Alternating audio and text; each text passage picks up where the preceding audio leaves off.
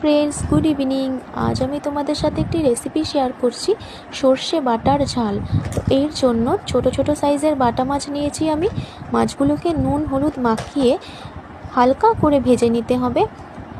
এরপরে মাছগুলোকে তুলে আমি যে মশলার একটি পেস্ট বানিয়েছিলাম, সেটি সর্ষে, পোস্ত, কাঁচা লঙ্কা, কিছুটা পরিমাণ নুন আর সর্ষের তেল দিয়ে ভালো করে মিহি করে বেটে রেখেছিলাম।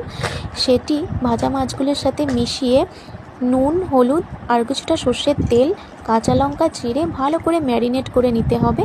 এরপরে কড়াই গরম হলে কিছু পরিমাণ সর্ষের তেল দিয়ে তাতে কালো জিরে ফোড়ন দিতে হবে।